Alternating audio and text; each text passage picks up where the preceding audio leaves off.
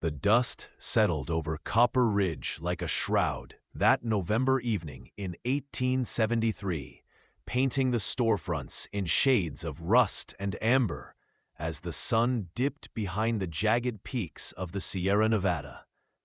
The Silver Dollar Saloon stood at the heart of the frontier town, its weathered facade bearing witness to countless stories of fortune and failure, its windows glowing with the warm promise of whiskey and company.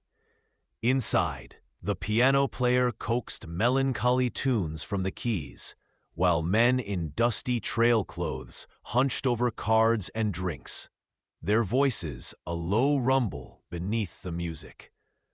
Sarah Mackenzie moved between the tables with practiced grace, her auburn hair pinned high, her emerald dress whispering against the floorboards as she delivered drinks and deflected unwanted advances with a smile that never quite reached her eyes. She had worked at the Silver Dollar for 3 years now, since arriving on the westbound train with nothing but a carpet bag and a secret she guarded more carefully than gold.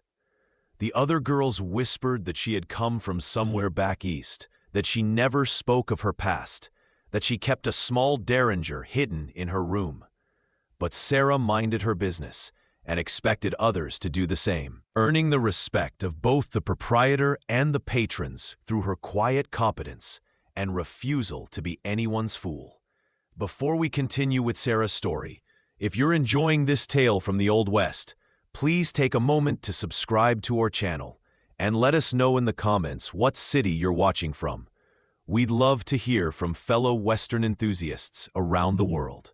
The stranger stumbled through the bat-wing doors just as the clock struck 9, his entrance so sudden and violent that conversations died mid-sentence, and card players froze with their hands hovering over the felt. He was a tall man, broad-shouldered beneath a dust-covered duster coat, his face hidden beneath the brim of a black Stetson hat that had seen better days. Blood seeped through his shirt on the left side, spreading dark and wet across the fabric, and his right hand clutched his ribs while his left hung useless at his side. He took 2 steps into the saloon before his knees buckled, and he crashed face first onto the sawdust-covered floor, with a sound that made Sarah's heart lurch in her chest. For a moment, nobody moved. The collective breath of the room held in anticipation of violence or revelation. Then Sarah was moving, her tray clattering onto the nearest table as she rushed to the fallen man's side. Her years of tending to the sick and wounded in her previous life surfacing like muscle memory. The other patrons exchanged glances, some curious, some wary, but none willing to risk involvement with a stranger who might bring trouble to their doorstep. Sarah knelt beside the man and turned him gently onto his back, revealing a face weathered by years under the western sun, but still handsome in its rugged way. His jaw was strong and shadowed with stubble, his cheekbones high and prominent, and when she pressed her fingers to his neck, she felt the reassuring pulse of life still fighting within him. His coat fell open to reveal a blood-soaked shirt, and beneath it, a leather vest that bore the unmistakable hole of a bullet wound. The wound was high on his left side, possibly missing the lung, but close enough to be dangerous if infection set in. Sarah looked up at the gathered crowd, her green eyes flashing with determination that brooked no argument. Tom Brennan, the saloon owner, stood behind the bar with his arms crossed, his gray mustache twitching as he calculated the risk of harboring a wounded man against the potential trouble of turning him away.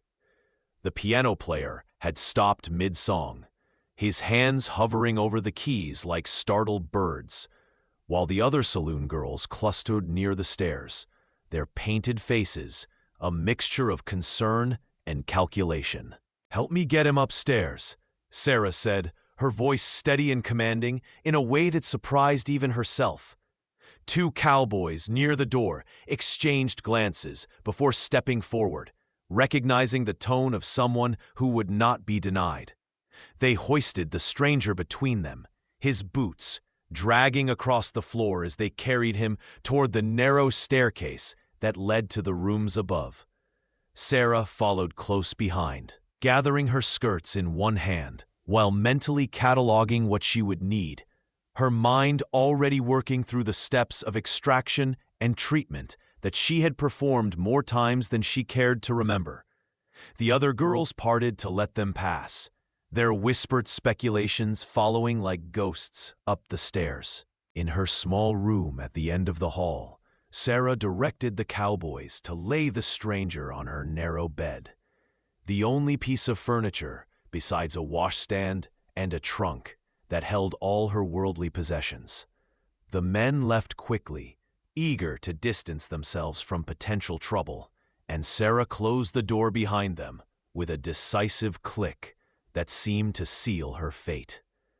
She worked quickly and efficiently, lighting the oil lamp on the washstand and gathering the supplies she kept hidden in her trunk for emergencies.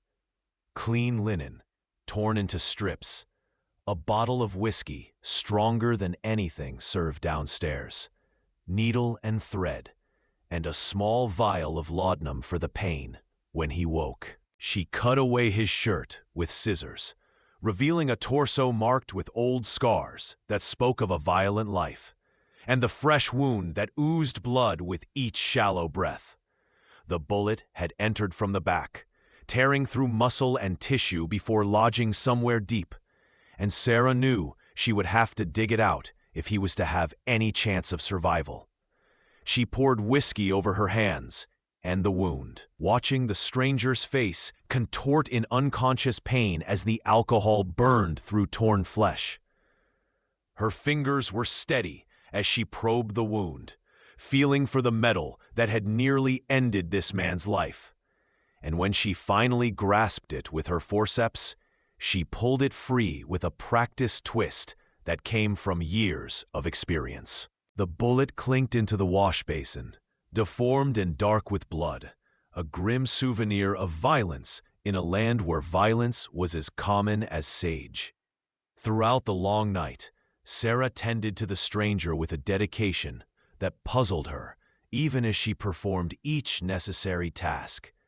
She stitched the wound closed with small, neat stitches that would minimize scarring, then wrapped his torso in clean bandages that she changed twice before dawn. She spooned water between his cracked lips when fever took him, pressing cool cloths to his forehead when he thrashed and muttered words she could not quite make out. His dreams seemed troubled, filled with names and places that meant nothing to her but everything to him. And once he called out for someone named Elizabeth in a voice so raw with grief that Sarah felt her own eyes sting with unexpected tears. She did not know why she cared so much for this stranger, why she risked her carefully maintained anonymity to save a man who might bring nothing but trouble to her door. Perhaps it was the memory of other wounded men she had tended in another life, or perhaps it was simply the human need to help someone in desperate need. As dawn light began to creep through her window, painting the room in shades of pink and gold, the stranger's fever finally broke, and his breathing settled into the deep rhythm of healing sleep. For 2 days, the stranger drifted in and out of consciousness, never fully waking, but never slipping so deep into fever that Sarah feared losing him. She maintained her duties downstairs when she could, serving drinks and dodging questions about the man in her room with practiced deflection. Tom Brennan watched her with eyes that saw too much, his expression a mixture of concern and suspicion. But he said nothing beyond warning her that she was responsible for any trouble the stranger might bring. The other girls speculated endlessly, spinning stories about who he might be and why someone had shot him, their tales growing more elaborate with each telling. Some said he was a bank robber fleeing justice, others that he was a gambler who had won too much from the wrong man, and still others whispered that he might be a gunfighter whose reputation had finally caught up with him. Sarah ignored them all, focusing instead on keeping her patient alive and praying that when he woke, he would simply recover and ride away without asking too many questions of his own. On the third morning, she woke from a fitful sleep in the chair beside her bed to find his eyes open and watching her with an intensity that made her breath catch. They were gray eyes, the color of storm clouds over the mountains, and they held a sharpness that suggested a mind fully recovered from fever's fog. For a long moment, they simply stared at each other, the silence between them heavy with unspoken questions and the weight of what she had done for him. Sarah sat up slowly, smoothing her rumpled dress and tucking a strand of loose hair behind her ear, suddenly aware of how disheveled she must look after days of little sleep. The stranger tried to sit up, winced at the pull of stitches, and settled back against the pillows with a grunt of frustration that spoke of a man unused to weakness.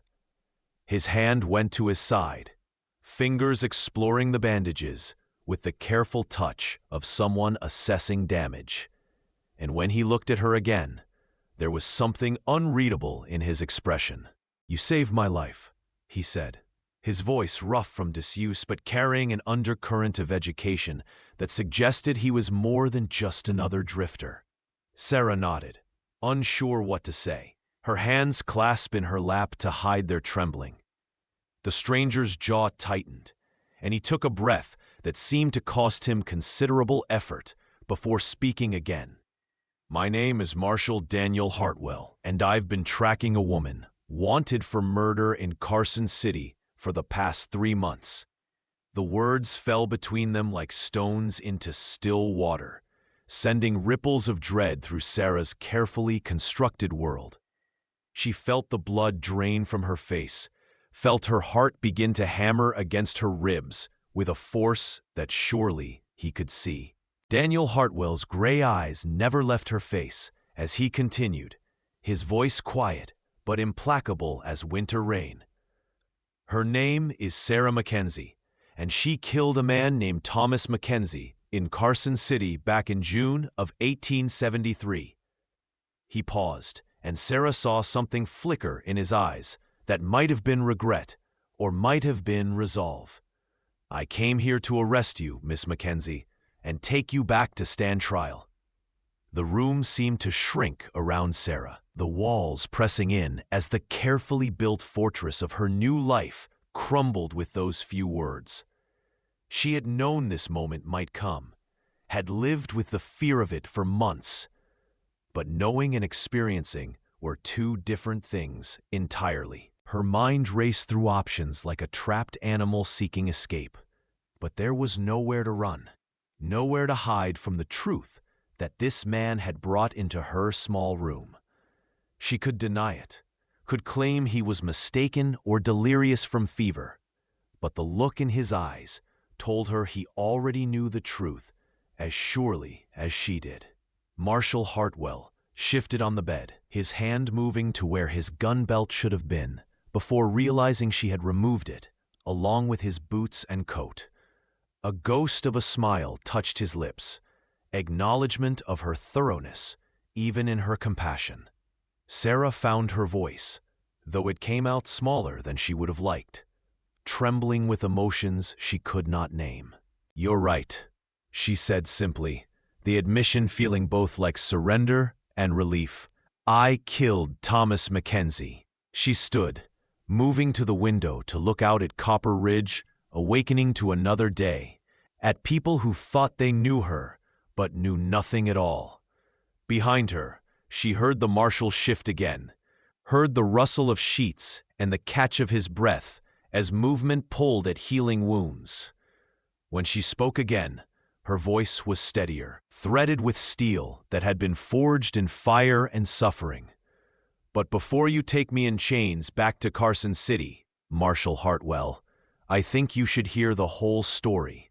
She turned to face him, her green eyes meeting his gray ones with unflinching directness. "And then you can decide whether the woman who saved your life is truly a murderer, or whether justice isn't quite as simple as a warrant makes it seem." The morning light streaming through the window cast half her face in shadow and half in golden light, as if she stood balanced between darkness and redemption, waiting for him to choose which side would claim her. Marshal Daniel Hartwell studied Sarah Mackenzie with the careful attention of a man whose life had depended on reading people accurately, and what he saw troubled him more than he cared to admit. He had spent weeks tracking her, had read the warrant and the witness statements until he knew them by heart, had built an image in his mind of the woman he pursued.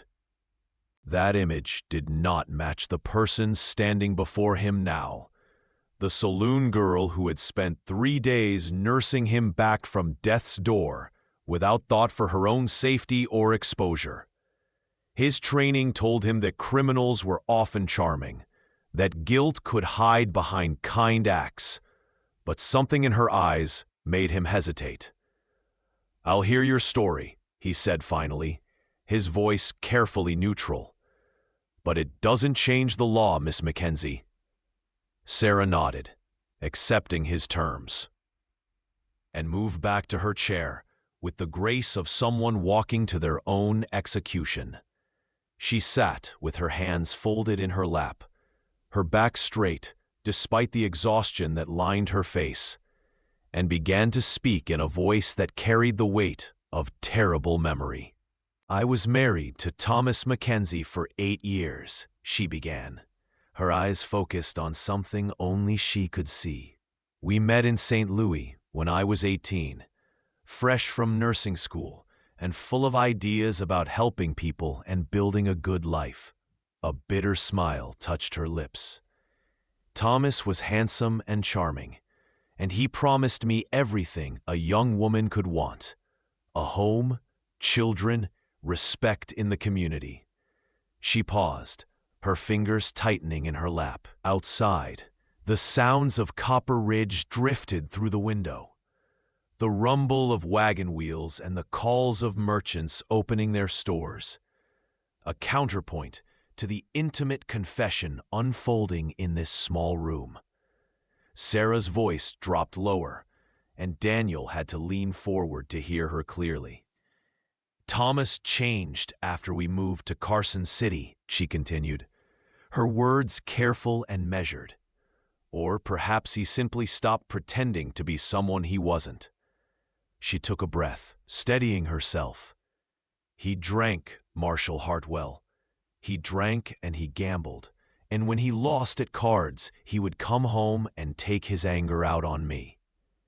Daniel saw her hand move unconsciously to her left arm, rubbing a spot where old bruises had likely faded long ago. "I tried to leave twice. The first time, he found me at the train station and dragged me home.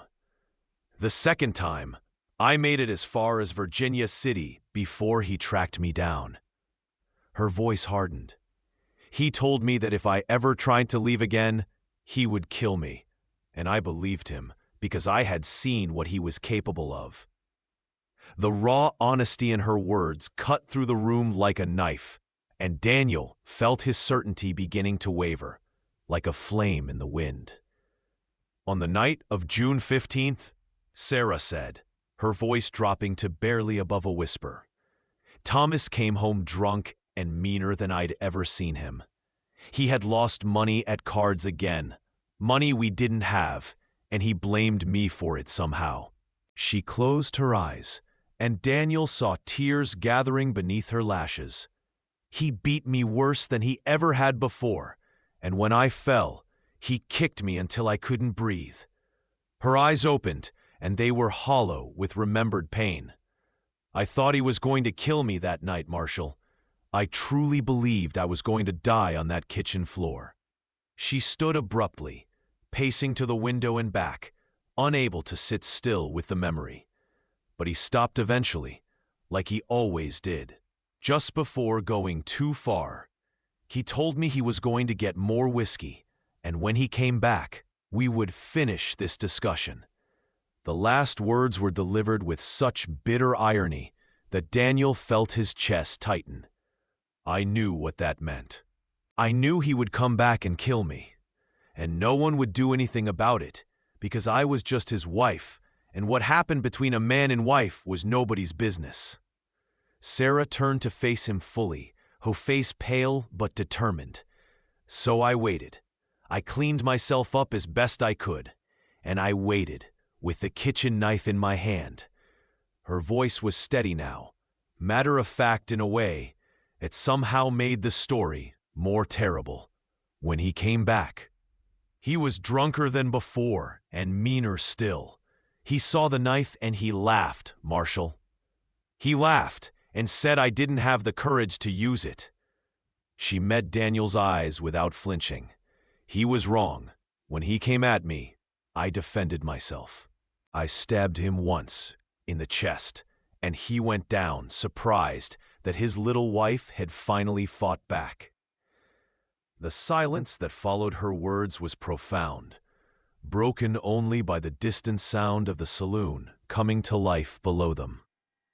He died on that kitchen floor, and I didn't wait around to see if anyone would believe it was self-defense. I took what money I could find, bought a ticket on the first westbound train, and I've been running ever since. Daniel Hartwell sat very still, his mind working through everything she had told him. No mention of abuse, no context for the killing, just the bare facts that a woman had killed her husband and fled. But Daniel had been a marshal long enough to know that the law and justice were not always the same thing, that sometimes the truth was more complicated than any warrant could contain. He thought of his own sister Elizabeth, dead these 5 years from injuries her husband had inflicted, and how he had been powerless to save her because the law protected men who beat their wives. The memory brought a familiar ache to his chest, one that had nothing to do with his bullet wound. Sarah stood watching him, waiting for his judgment, her face composed, but her hands betraying her fear with their slight tremor. "The witnesses said you killed him in cold blood," Daniel said slowly, testing her story against what he knew. "They said there was no sign of a struggle, that you stabbed him while he slept." Sarah's laugh was harsh and humorless. "The witnesses were Thomas's card-playing friends who came by the next morning looking for him. They saw what they wanted to see, a dead man and a missing wife." She shook her head. "There were bruises all over my body, Marshall. Fresh ones from that night and older ones from years of abuse. But nobody mentioned those in their statements, did they?" Daniel had to admit she was right. The witness statements had been oddly lacking in detail, focused entirely on the dead man and his wounds. And why would they? Sarah continued, bitterness creeping into her voice. "Thomas was one of them, part of their crowd. I was just the wife who should have known her place and kept quiet." She wrapped her arms around herself, as if suddenly cold. "I didn't kill Thomas Mackenzie in cold blood, Marshal Hartwell. I killed him to save my own life, and I'd do it again if I had to." The weight of her words hung between them, and Daniel found himself at a crossroads he had never expected to face. The law was clear. She had killed a man and fled, making her guilty regardless of the circumstances. His duty was equally clear. Bring her back to face trial and let a judge and jury decide her fate. But Daniel had seen enough of frontier justice to know how such a trial would likely end. A woman who killed her husband, even in self-defense, rarely found sympathy in a courtroom. The men on the jury would see themselves in Thomas Mackenzie, would wonder if their own wives might get similar ideas. Sarah Mackenzie would hang, and the law would call it justice. Daniel's hand went to his side, feeling the bandages beneath his shirt, the stitches that this woman had carefully placed to save his life. She could have let him die, could have recognized him as the threat he was, and simply left him to bleed out on the saloon floor. Instead, she had risked everything to help him, had tended him with skill and compassion that spoke of genuine humanity. "I need time to think," Daniel said finally, the words feeling inadequate but honest. Sarah nodded, unsurprised. "Take all the time you need, Marshall. I'm not going anywhere." She moved toward the door, then paused with her hand on the knob. "For what it's worth, I don't blame you for doing your job. I knew this day would come eventually." She looked back at him, and in her eyes he saw not fear, but a kind of weary resignation. "I just hope that when you make your decision, you'll remember that the law and justice aren't always the same thing." She left the room quietly, closing the door behind her with a soft click that sounded like the fall of a gavel. Daniel was alone with his thoughts and the throbbing pain in his side, both equally demanding his attention. He stared at the ceiling, tracing the cracks in the plaster, while his mind turned over the problem from every angle, searching for a solution that satisfied both his duty and his conscience. The day passed slowly, marked by Sarah's periodic returns to check his bandages and bring him food she had coaxed from Tom Brennan's kitchen. Each time she entered, they maintained a careful politeness, dancing around the elephant in the room with forced casualness. Daniel watched her tend his wounds with gentle efficiency, saw how her hands never shook despite the uncertainty of her future, and he felt his respect for her growing alongside his moral dilemma. In the afternoon, Tom Brennan himself climbed the stairs, his heavy tread announcing his arrival long before he knocked. The saloon owner stood in the doorway, his weathered face unreadable as he studied Daniel with the calculating gaze of a man who had survived the frontier by reading people accurately. "Sarah tells me you're a marshal," Tom said without preamble. Daniel nodded, seeing no point in denial. "And she tells me you're here to arrest her." Another nod. Tom was silent for a long moment, then stepped into the room and closed the door behind him. "I've known Sarah for 3 years," Tom said, his voice low and serious. "In that time, she's been nothing but honest and hardworking. She doesn't drink, doesn't cause trouble, treats the customers with respect, but doesn't let them treat her poorly." He crossed his arms over his chest. "Whatever happened in her past, the woman I know isn't a murderer." Daniel met the older man's gaze. "How can you be sure? People hide all kinds of secrets." Tom's smile was thin. "Because I've seen real killers, Marshal. I fought in the war, saw men who enjoyed killing, who had that look in their eyes."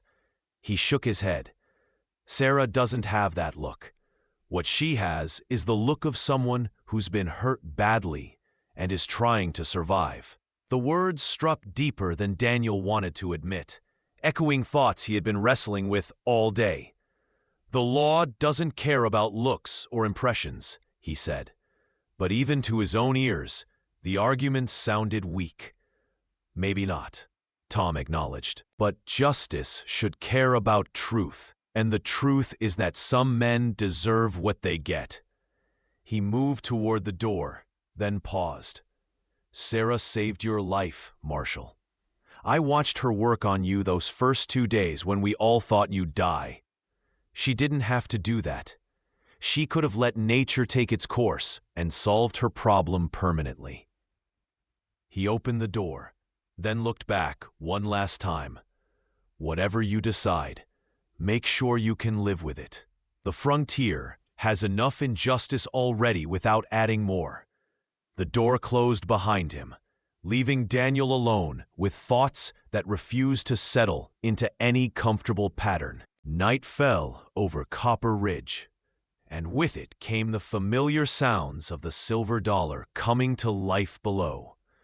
Laughter and piano music and the clink of glasses. Daniel drifted in and out of sleep, his dreams troubled by images of his sister Elizabeth and her bruised face, of Sarah standing in a courtroom while men who had never felt a fist in anger judged her fate. He woke before dawn to find Sarah sitting in the chair beside his bed, watching him with eyes that held no hope but no fear either, just a calm acceptance that tore at his heart. "You've made your decision," she said softly, and it wasn't a question. Daniel nodded, pushing himself up to sit, despite the pull of healing wounds. His hand went to his side instinctively, feeling the bandages she had changed just yesterday, and he wondered if he was about to make the biggest mistake of his career, or finally do something truly just. "I have," he said, his voice rough from sleep and emotion.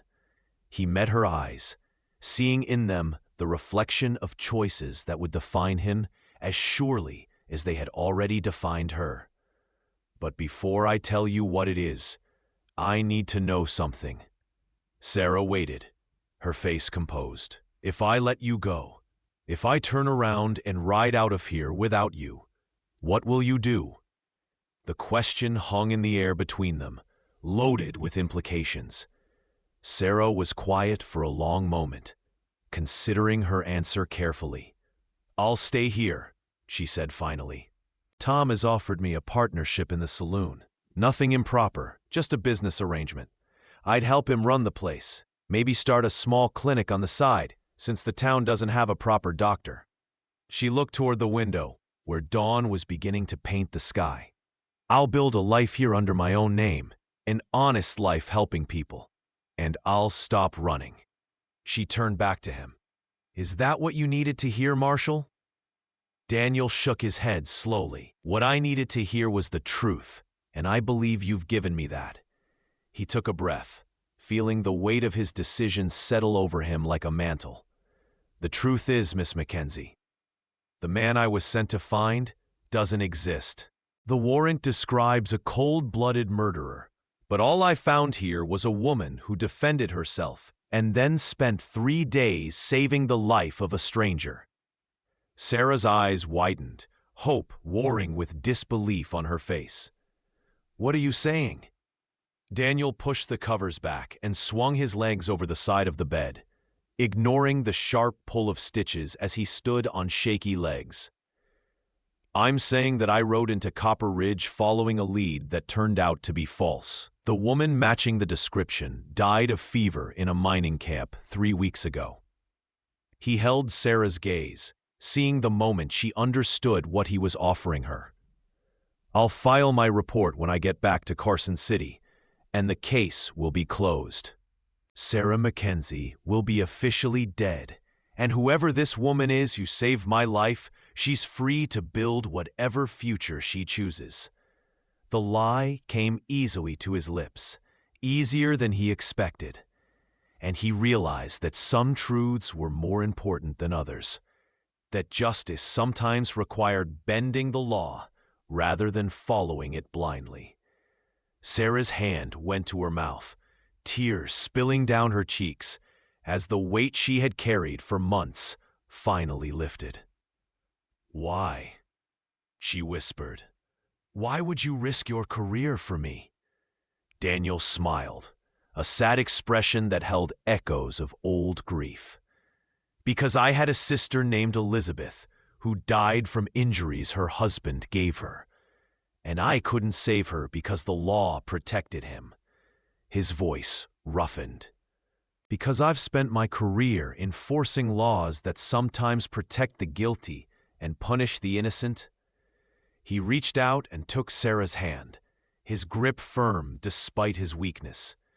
"And because you gave me my life back, and it seems only fair that I return the favor." They stood together in the growing dawn light, two people scarred by their pasts, but finding in each other a chance at redemption. Sarah gripped his hand like a lifeline, her tears falling freely now. Tears of relief and gratitude, and the overwhelming weight of mercy undeserved but desperately needed. Outside, Copper Ridge was waking to another day, unaware that in a small room above the Silver Dollar Saloon, justice had taken a form that no law book could contain. "There's something else you should know," Sarah said, her voice steadying as she wiped her tears. "The man who shot you, I think I know who he was." Daniel's attention sharpened. "Tell me." Sarah moved to the window, looking down at the street below. "There's been a man in town for the past week, asking questions about strangers and lawmen. Calls himself Jack Murphy, but I don't think that's his real name." She turned back to Daniel. "He's dangerous, Marshal. You can see it in his eyes. The kind of dangerous that comes from liking violence too much." Daniel filed the information away, his marshal's instincts engaging despite his weakened state. "Did he say what he wanted?" Sarah shook her head. "No, but Tom thinks he might be connected to the railroad disputes. There's been trouble with the surveyors marking land that ranchers claim is theirs, and threats of violence from both sides." She hesitated. "Or he could be connected to something else entirely. The frontier attracts men running from their pasts as surely as it attracts those seeking their fortunes." Daniel considered this new information, his mind already working through the implications. If Jack Murphy had shot him, it meant the man either recognized him as a lawman or had some other reason to want him dead.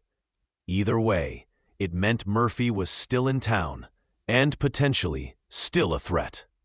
"Describe him," Daniel said, and Sarah provided details that painted a picture of a man in his 30s, average height, but with the build of someone who lived hard and fought often, with a scar running through his left eyebrow and cold blue eyes that never seemed to blink. Daniel didn't recognize the description, but that meant nothing. The West was full of violent men whose faces changed from town to town, but whose nature remained constant. "I'll need my gun," he said, and Sarah moved to the trunk where she had stored his belongings. She returned with his gun belt and his Colt revolver, both cleaned and oiled despite everything else she had been dealing with. The gesture touched him more than he expected. This small act of care for the tools of his trade. "You're not well enough to go after him," Sarah protested as Daniel checked his weapon with practiced efficiency. "You can barely stand without hurting." Daniel smiled grimly. "I've worked hurt before. Besides, if Murphy shot me once, he might try again, especially if he thinks I'm still alive." He strapped on the gun belt, adjusting it to sit comfortably on his hips, despite the bandages wrapped around his torso. "And there's another reason I need to find him." He met Sarah's eyes. "If he's the one who shot me, then he's a loose end. He might have seen me coming into town, might have heard me asking about you." The implication hung heavy between them. If Murphy knew Daniel was hunting Sarah, he might put together that the woman tending the wounded Marshal was the fugitive he sought.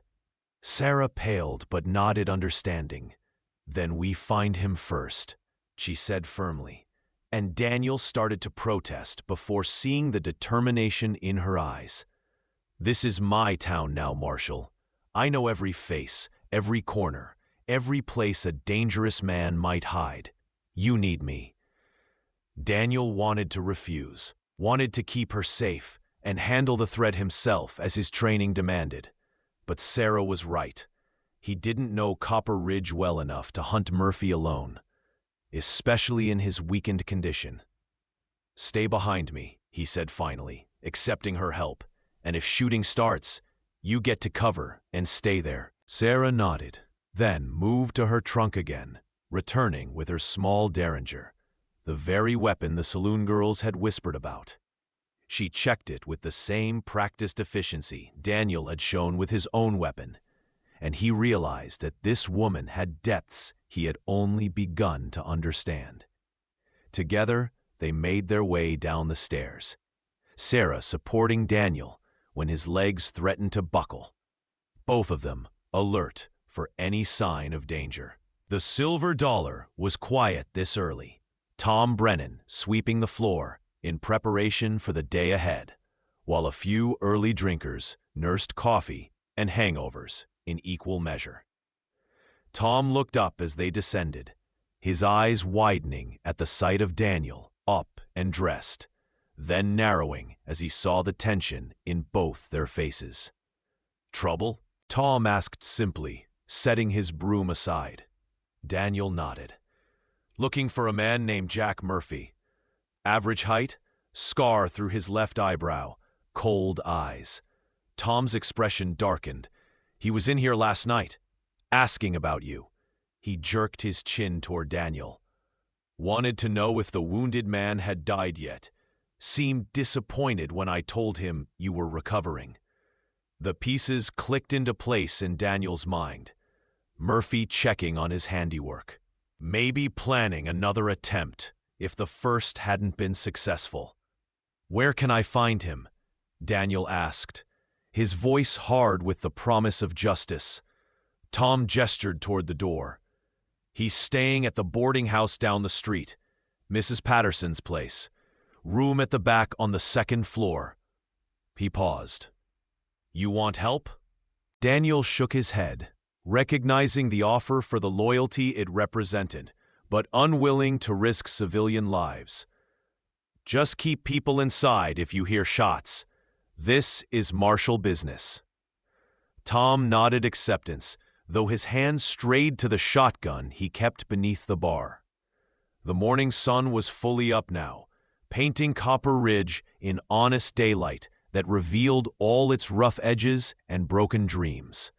Daniel and Sarah moved down the street with careful purpose, Daniel's hand resting on the butt of his Colt, while Sarah stayed a half step behind and to his left, her derringer hidden in the folds of her dress. The boarding house was a two-story structure, badly in need of paint, its windows reflecting the morning light like blind eyes. Mrs. Patterson answered their knock, a thin woman with sharp features, softened by genuine concern when she saw Daniel's condition. "Marshal Hartwell," she said, recognizing him from his arrival in town days ago. "You should be in bed." Daniel smiled despite the pain radiating from his side. "Tell that to Jack Murphy, ma'am. I believe he's the reason I needed that bed in the first place." Understanding dawned in her eyes, followed quickly by anger. "He shot you?" When Daniel nodded, she stepped aside without hesitation. "Back room, second floor. Be careful." Inside, they could hear the scrape of a chair and the clink of glass on wood. Someone moving around, perhaps packing to leave town now that his job was done. Daniel positioned himself beside the door, Sarah safely behind him, and took a breath that sent lightning through his wounded side. Then he kicked the door open, his gun leveled at the man who spun around with surprise written across features that matched Sarah's description perfectly. Jack Murphy froze, his hand halfway to the gun on the table beside him, his cold blue eyes assessing the situation with the speed of a professional. For a heartbeat, the tableau held. Hunter and hunted reversed. Justice and violence balance on a knife's edge. Then Murphy smiled, a predator's expression that held no warmth. "Heard you were dead," Murphy said, his hand still hovering near his weapon. "Guess I should have checked." Daniel's aim never wavered. "Guess you should have. Now move your hand away from that gun slowly, or I'll finish what you started." Murphy laughed, a sound like breaking glass. You don't look so steady, Marshal. That wound in your side must hurt something fierce. He was right. Daniel could feel blood seeping through his bandages, the stitches Sarah had so carefully placed pulling with each breath. But his hand remained rock steady, the product of years of practice and the cold certainty of purpose. "Steady enough to put a bullet between your eyes," Daniel said quietly. "Now move away from the gun." For a moment, Murphy seemed to calculate his chances, weighing speed against aim, his own skill against Daniel's determination. Whatever he saw in Daniel's eyes must have convinced him, because he raised his hands slowly, stepping away from the table. "That's better," Daniel said, moving into the room while keeping his gun trained on Murphy. "Now tell me why you shot me." Murphy shrugged, seemingly unconcerned with his predicament. "Business, nothing personal. Man paid me $500 to make sure no lawman found what he was looking for in Copper Ridge." The admission came easily, as if shooting people was simply another day's work. "Who paid you?" Daniel demanded, though he thought he already knew. Murphy's smile widened. "Now that would be telling, and I don't think you'll like the answer." Daniel's finger tightened on the trigger. "Try me." Murphy's eyes flicked past Daniel to where Sarah stood in the doorway, and recognition sparked in their cold depths. "Well now, things just got more interesting. 500 to shoot a marshal, but the man said there'd be another 500 if I found the woman he was looking for too." His gaze fixed on Sarah with predatory interest. "You must be Sarah Mackenzie. My employer will be very pleased to know you're still alive." The words confirmed Daniel's worst suspicions. Someone back in Carson City wanted Sarah found badly enough to hire a killer. Someone with money and influence enough to know a marshal had been sent after her. "Your employer is going to be disappointed," Daniel said, his voice hard as iron. "Sarah Mackenzie is dead. Died in a mining camp weeks ago. Whoever this woman is, she's none of your concern." Murphy laughed again, that unpleasant sound that set teeth on edge. "You really think anyone will believe that? The great Marshal Hartwell, turning coat for a pretty face?" He shook his head. "Your career is over, lawman. Once word gets out that you let a murderer go and lied in your report, you'll be lucky if they don't hang you alongside her." The words stung because they carried truth. Daniel was gambling everything on this moment, his reputation and career, balanced against what he knew in his heart to be right. But looking at Sarah standing behind him, seeing the courage it had taken for her to rebuild her life after such trauma, Daniel knew he would make the same choice again. "Maybe," he acknowledged, "but you won't be around to tell anyone." Murphy's eyes narrowed. "You going to shoot an unarmed man, Marshal? That doesn't seem very lawful." Daniel smiled, and it was not a pleasant expression. "You're not unarmed. You have a gun on that table, and all I have to say is, you went for it." He saw understanding dawn in Murphy's eyes, saw the moment the killer realized he had miscalculated badly. "Of course, there's another option." Daniel gestured with his gun. "You can get on your horse and ride out of Copper Ridge right now. Keep riding until you're far away from here, and forget you ever heard the name Sarah Mackenzie." Murphy's jaw tightened. "And if I don't," Daniel's voice dropped to a whisper, "I'll kill you right here, right now, and sleep soundly tonight, knowing I've made the world a better place." The threat hung in the air, backed by the cold certainty in Daniel's eyes that said he was not bluffing. Murphy stared at him for a long moment, then slowly reached for his coat on the back of the chair. "I'll need my gun," he said carefully. Daniel shook his head. "Leave it. Consider it payment for the bullet you put in me. You can buy another one in the next town." Murphy's face darkened with anger, but he was smart enough not to push his luck. He moved toward the door, getting Sarah a wide berth, his cold eyes promising retribution that might never come. At the doorway, he paused and looked back at Daniel. "You're making a mistake, Marshal. Men with money and power don't give up easily. They'll send someone else." Daniel met his gaze steadily. "Then I'll deal with them too. Now get out of my sight before I change my mind about letting you leave." Murphy left without another word, his footsteps heavy on the stairs, and moments later they heard the sound of a horse galloping away from the boarding house. Daniel lowered his gun with a sigh that was half relief and half pain, his legs suddenly weak beneath him. Sarah was at his side immediately, her arm around his waist, as she helped him to the room's single chair. Blood had indeed seeped through his bandages, a dark stain spreading across his shirt, and Sarah's face was pale with concern.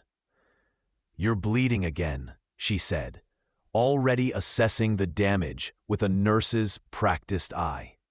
"We need to get you back to the saloon and change those bandages."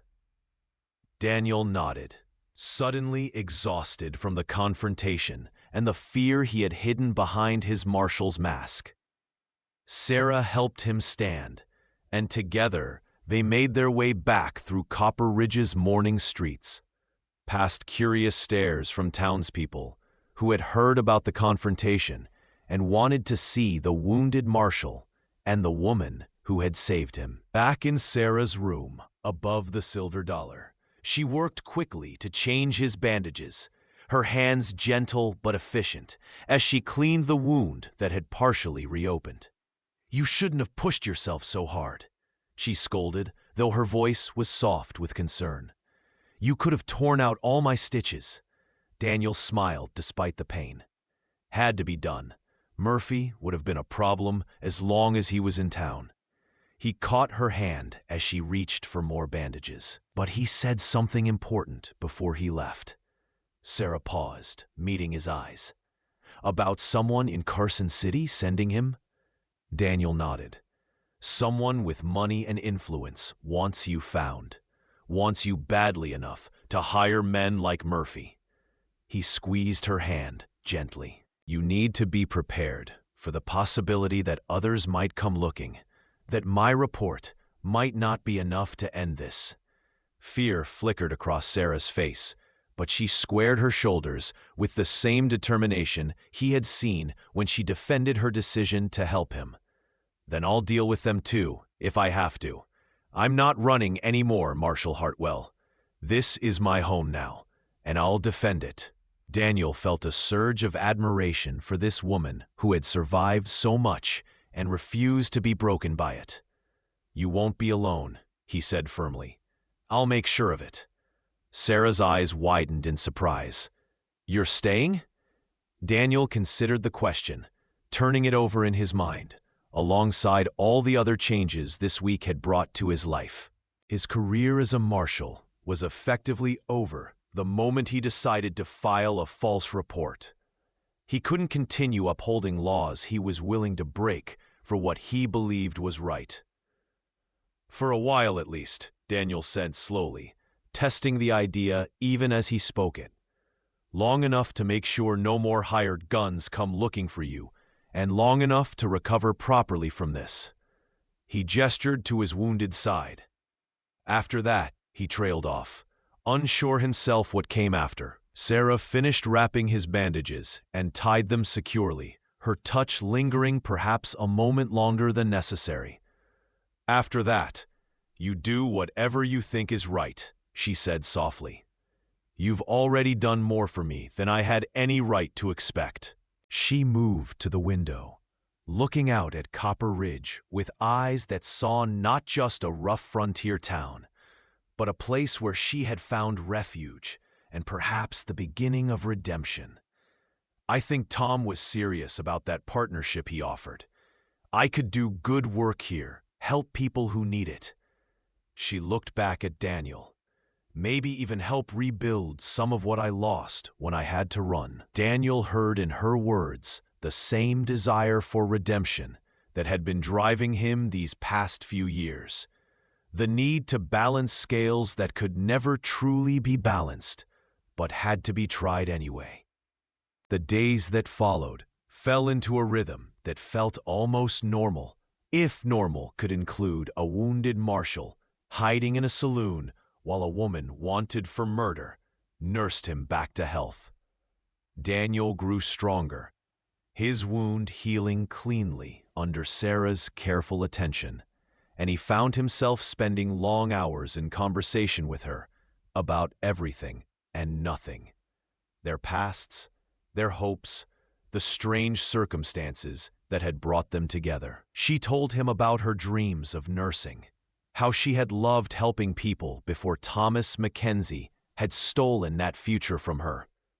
He told her about Elizabeth, about the guilt he carried for not saving her, about how he had thrown himself into marshal work as a form of penance. They were two broken people, finding in each other a mirror for their own pain and perhaps the beginning of healing. Tom Brennan proved to be more than just a saloon owner. He was a shrewd businessman with connections throughout the territory, and he began making quiet inquiries about who in Carson City might have hired Murphy to find Sarah. Meanwhile, Sarah gradually let herself believe in the possibility of a future. She began working with Tom on plans for the partnership, sketching out ideas for a small clinic that could serve Copper Ridge's growing population. Daniel watched her blossom as the weight of fear lifted, saw the capable and confident woman she must have been before years of abuse had taught her to make herself small and invisible. He found himself admiring not just her strength, but her compassion, the way she treated everyone from the roughest cowboy to the town's respectable ladies with the same even-handed kindness.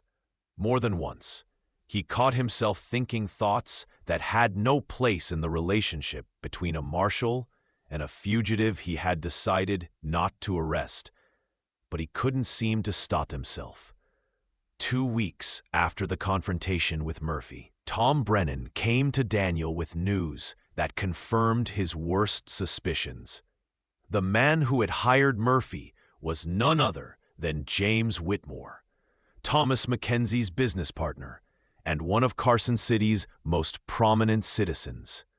Whitmore stands to inherit Mackenzie's share of their mining operation if Sarah is convicted of murder, Tom explained, laying out documents he had obtained through his network of contacts. Apparently, Mackenzie changed his will a month before he died, leaving everything to Sarah. Whitmore wants her convicted so he can claim the entire business. The revelation added a new dimension to Sarah's story, transforming her from a simple fugitive into a woman whose life was threatened by the greed of powerful men. Daniel studied the documents, his marshal's mind working through the implications. So he hired Murphy to find her and eliminate any lawmen who got in the way. Tom nodded grimly, and he's not likely to give up just because Murphy failed.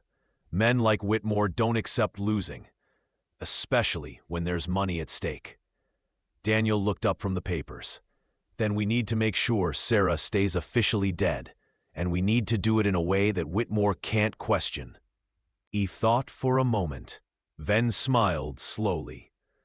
I think it's time to file my report. Daniel spent the next day crafting his official statement, choosing each word carefully to build a narrative that would close the case permanently. He described tracking Sarah Mackenzie to a mining camp near Virginia City, finding witness statements confirming a woman matching her description had died of fever 3 weeks earlier.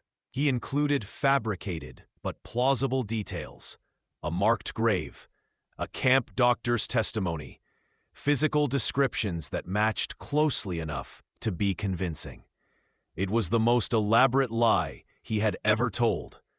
But Daniel found he had no guilt about it. The law had failed Sarah McKinsey, had failed his sister Elizabeth, had failed countless women who lived in fear of men protected by a system that valued property rights over human lives. If bending that law meant saving an innocent woman, then Daniel would bend it until it broke. He sealed the report and gave it to Tom to mail, trusting the saloon owner's connections to ensure it reached Carson City through official channels. "This should end it," Daniel said, though he kept his hand on his gun out of habit. "Once Whitmore sees an official report declaring Sarah dead, he'll have no reason to keep looking." Sarah listened to Daniel explain his report, with tears streaming down her face, overwhelmed by the sacrifice he was making for someone he barely knew. "You're giving up everything," she whispered. "Your career, your reputation, maybe even your freedom if anyone ever finds out." Daniel reached across the small table in her room and took her hand, his thumb tracing gentle circles on her palm. "I'm not giving up anything that matters," he said firmly. "What matters is that you get to live your life free from fear, that you get to help people the way you were meant to." He paused, then added with quiet intensity, "And maybe I'm finally doing what I should have done years ago, putting justice ahead of law, people ahead of rules." Sarah's fingers tightened around his. "I don't know how to thank you." Daniel smiled, and for the first time since arriving in Copper Ridge, it was a smile without shadows. "Build that clinic. Help people. Live well." He hesitated, then added what was in his heart. "And maybe let me stay around to watch you do it, if you're willing." The answer Sarah gave was not in words, but in the way she leaned across the table and kissed him gently. A question and an answer, and a promise, all in one gesture. Daniel's hand came up to cup her face, his thumb brushing away the tears on her cheek. And in that moment, both of them felt the weight of their pasts begin to lift, replaced by the possibility of a future neither had dared imagine. When they finally pulled apart, Daniel rested his forehead against hers and whispered, "I think I was supposed to find you, not to arrest you, but to save you. Or maybe you saved me. I'm not sure anymore which of us needed saving more." Sarah laughed softly, the sound like bells in the morning. "Maybe we saved each other."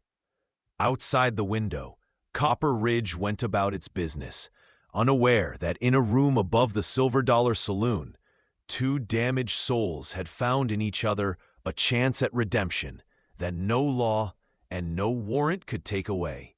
The frontier had always been a place of second chances, and in that moment, both Daniel and Sarah understood that they were being given the rarest gift of all, the chance to begin again. 3 months later, on a bright February morning, when the snow lay thick on Copper Ridge's peaks, but the valley was warming with the promise of spring, the town gathered for the opening of the Mackenzie Hartwell Clinic.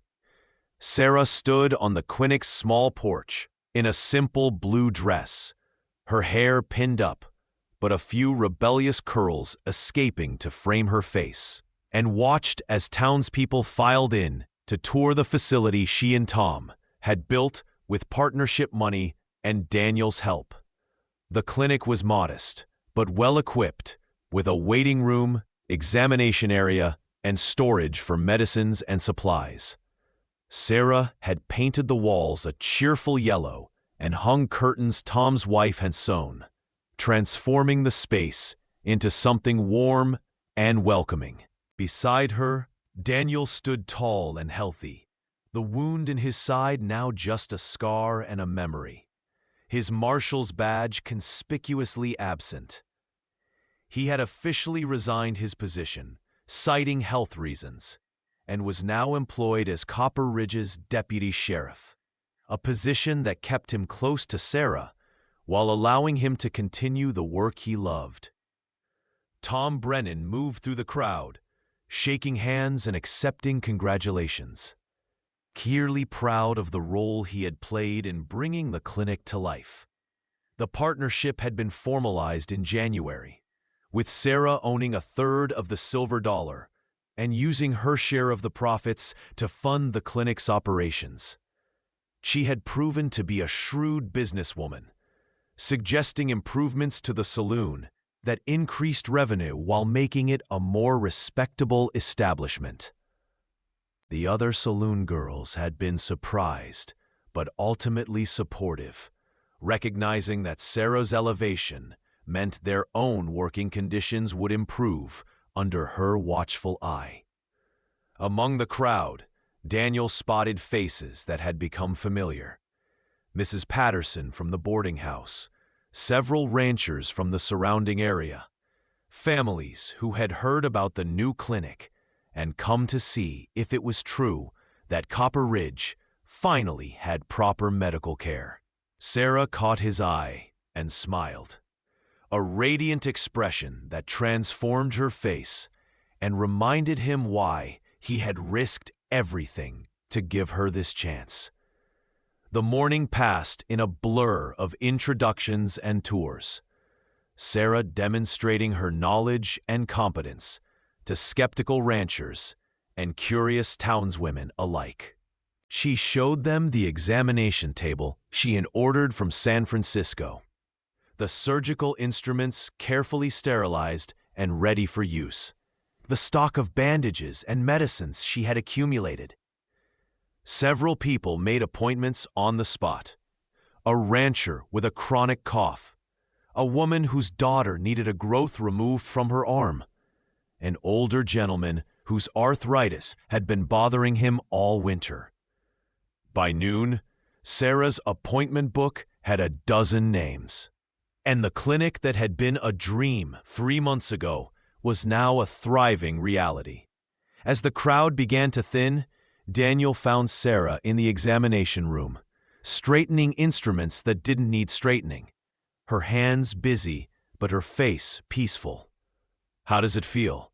he asked softly, not wanting to startle her. Sarah turned, and her smile was answer enough. "Like coming home," she said simply. "Like finding the life I was supposed to have all along." Daniel crossed the room and pulled her into his arms, breathing in the scent of her hair, lavender soap, and something uniquely Sarah. They had been careful about their relationship, taking things slowly, both out of respect for Sarah's past trauma and awareness that Copper Ridge was a small town that noticed everything. But Daniel had courted her properly these past months, calling at the saloon to take her to dinner, accompanying her on purchasing trips for the clinic, sitting with her in the evenings while she studied medical texts by lamplight. The townspeople had gradually accepted them as a couple, the wounded marshal and the saloon girl who had saved his life. And if anyone suspected there was more to their story, they kept such suspicions to themselves. "You've done something remarkable here," Daniel said, his voice warm with pride. Sarah leaned back to look up at him. "We've done something remarkable. I couldn't have done any of this without you." Daniel shook his head. "You could have, but I'm glad you didn't have to." He paused, then added what had been on his mind for weeks. "Sarah Mackenzie Hartwell. It has a nice ring to it, don't you think?" Sarah's breath caught, her eyes searching his face for confirmation that he meant what she thought he meant. "Daniel, are you—" He silenced her with a gentle kiss, then pulled back just enough to whisper, "I'm asking you to marry me, Sarah. To build a life with me here in Copper Ridge, to be partners in everything the way we already are in this clinic." He took her hands in his his gray eyes serious. "I know your past is complicated. I know you've been hurt by a man who promised you everything and gave you nothing but pain. I'm asking you to trust me, to believe that not all men are like Thomas Mackenzie, that some of us keep our promises." Tears gathered in Sarah's eyes, but they were tears of joy rather than sorrow. "I trust you," she said, her voice shaking with emotion. "I trust you more than I've ever trusted anyone." She squeezed his hands. "Yes, Daniel Hartwell. Yes, I'll marry you. And yes, I believe in the life we can build together." They sealed the promise with a kiss that was interrupted by a polite cough from the doorway. Tom Brennan stood there with a knowing smile, his arms crossed over his chest. "I take it this means we're celebrating more than just a clinic opening." Daniel and Sarah broke apart, laughing at being caught but unashamed. "We're celebrating a new beginning," Daniel said, pulling Sarah close against his side. Tom's smile widened. "Then we'd better tell everyone before the news spreads on its own. You know how this town is." He gestured toward the waiting room, where the remaining visitors were lingering. "A double celebration it is, then." The rest of the day passed in a haze of congratulations and well wishes, the news of Sarah and Daniel's engagement spreading through Copper Ridge faster than wildfire. By evening, the Silver Dollar was packed with townspeople toasting the couple's happiness and the clinic's opening with equal enthusiasm. Daniel stood at the bar with Tom, watching Sarah laugh with a group of ranch wives who were already planning the wedding, and felt a contentment he had never expected to find. "You did good, Marshal," Tom said quietly. "Or should I say Deputy Sheriff now?" Daniel smiled. "Either way, I did the right thing, and that's what matters." He took a sip of whiskey, savoring the burn. "You know, 3 months ago, I came to this town thinking I knew exactly what justice looked like. A fugitive arrested, a case closed, the law upheld." He shook his head. "But Sarah taught me that justice is more complicated than that sometimes doing the right thing means breaking the rules you've sworn to uphold." Tom nodded thoughtfully. "The frontier has a way of teaching those lessons to anyone willing to learn. The law is important, but it's not infallible, and the men who enforce it aren't either." He clapped Daniel on the shoulder. "What matters is that you saw a wrong that needed righting and you had the courage to do it. Consequences be damned." Daniel's gaze found Sarah across the room, and he felt the truth of Tom's words settle in his chest like a warm glow. "I'd do it again in a heartbeat," he said softly. "Every choice, every risk, every lie in that report, I'd do it all again for her." The wedding took place 6 weeks later in the newly completed church at the edge of town, a small affair attended by everyone in Copper Ridge who could fit through the doors. Sarah wore a simple white dress that Mrs. Patterson had sewn, and Daniel stood at the altar in his best suit, his hands steady as he slipped a plain gold band onto Sarah's finger. The preacher who married them was a circuit rider named Reverend Thompson, who asked no uncomfortable questions about Sarah's past or where she had come from, accepting at face value the story that she was a nurse who had come west seeking a fresh start. As they exchanged vows, Daniel saw tears streaming down Sarah's face and knew they were tears of joy and relief, the outward sign of wounds finally healing. When the preacher pronounced them husband and wife, Daniel kissed Sarah with a tenderness that made several of the watching women dab at their eyes. After the ceremony, the entire town processed to the Silver Dollar for a celebration that lasted well into the night, with music and dancing and toasts to the happy couple's future. In the months and years that followed, Sarah and Daniel built a life that exceeded both their expectations. The clinic thrived, with Sarah treating everything from minor injuries to helping deliver babies, to performing the occasional surgery that saved lives. Daniel served as deputy sheriff with a fairness and competence that earned him the respect of even the hardest men in the territory. And together, he and Sarah became pillars of Copper Ridge's growing community. They bought a small house on the outskirts of town, a modest but comfortable place with a garden where Sarah grew herbs for her medicines, and a front porch where they spent summer evenings watching the sun set over the mountains. In their third year of marriage, Sarah gave birth to a daughter they named Elizabeth, after Daniel's sister, a squalling bundle of red-faced determination who inherited her mother's auburn hair and her father's gray eyes. The baby's arrival healed something in both of them, a final closing of old wounds, through the creation of new life and new hope. James Whitmore eventually learned that Marshall Hartwell had filed a report declaring Sarah Mackenzie dead.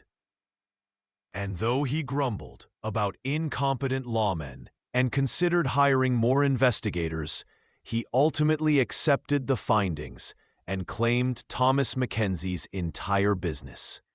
Daniel heard through his network of law enforcement contacts that Whitmore had prospered, though his reputation in Carson City remained dubious at best. The knowledge that the man who had tried to have Sarah killed was living free and comfortable rankled. But Daniel had learned to accept that perfect justice was impossible, and that sometimes you had to settle for protecting the innocent, even if you couldn't punish all the guilty. Sarah never spoke of her first marriage, except in the abstract, referring to it as before when she talked about her nursing training or her life in St. Louis. The woman who had killed Thomas Mackenzie in self-defense had been buried along with Sarah's past, and the woman who remained was stronger and more whole than she had ever been. Copper Ridge continued to grow and change, the frontier gradually becoming less wild as the railroad brought more settlers and civilization crept westward. The silver dollar remained a fixture of the town's social life, though under Sarah's influence, it had evolved into a more respectable establishment that served meals alongside its whiskey and hosted community dances and meetings. Tom Brennan prospered, his investment in Sarah proving to be one of the smartest business decisions he ever made. And he took great pride in pointing out to anyone who would listen that he had known from the beginning that girl had something special about her. The clinic expanded, adding a second examination room and regular hours for dental work performed by a dentist who came through town once a month. Sarah trained several of the local women in basic nursing skills, creating an informal network of healthcare providers who could respond to emergencies when she wasn't immediately available. Through it all, Daniel remained her constant companion and supporter, splitting his time between his duties as deputy sheriff and helping at the clinic when extra hands were needed. On their 5th wedding anniversary, Daniel and Sarah stood on the front porch of their house as the sun painted the sky in shades of orange and purple, their daughter Elizabeth playing at their feet with a doll Mrs. Patterson had sewn. Sarah leaned against Daniel's chest, his arms wrapped around her waist, and together they watched Copper Ridge settle into evening, smoke rising from chimneys, lamps being lit in windows, the familiar sounds of a community at peace. "Do you ever regret it?" Sarah asked softly, the question one they had never quite addressed directly. "Giving up your career? Lying in your report? Choosing me over the law?" Daniel was quiet for a moment, considering his answer carefully, because she deserved nothing less than complete honesty. "Not once," he said finally, his voice firm with conviction. Every choice I made, every risk I took, led me to this moment, to this life with you. He pressed a kiss to the top of her head. The law is important, but love and justice and mercy, those are what make life worth living. And I found all three of them with you. Sarah turned in his arms to look up at him, her green eyes shining with unshed tears and boundless affection. I was so lost when you found me, she said, her hand coming up to rest against his chest. I thought I'd spend the rest of my life running, looking over my shoulder, waiting for justice to catch up with me. She smiled through her tears. But instead, justice gave me mercy, and mercy gave me you, and you gave me back my life. Daniel captured her hand and brought it to his lips, kissing her palm with infinite tenderness. We saved each other, he said, echoing words she had spoken 5 years ago in a small room above a saloon. And we built something together that's worth more than any law or warrant could ever measure. They stood together as the last light faded from the sky and the first stars appeared over the mountains. Two souls who had found redemption in each other and proven that sometimes the greatest justice comes not from enforcing the law, but from knowing when to set it aside in favor of a higher truth. The frontier had always been a place where people could reinvent themselves, where the past could be left behind, and new futures forged from determination and courage. In Copper Ridge, Colorado, in a small house at the edge of a growing town, Sarah and Daniel Hartwell had created their own version of the American dream. Not the one promised in speeches and propaganda, but the real one, earned through sacrifice and choice and the courage to do what was right, even when it cost everything. Their story became part of Copper Ridge's lore, though the details were never quite accurate in the retelling. Some said Daniel had been a famous gunfighter who gave it all up for love. Others that Sarah had been a wealthy heiress fleeing an arranged marriage. The truth, known only to a handful of people who took it to their graves, was both simpler and more profound. A wounded marshal who chose mercy over duty, and a woman who had defended her life and been given a chance to live it fully. Together, they proved that justice and law were not always the same thing, and that sometimes the most important battles were the ones fought not with guns, but with choices made from the heart.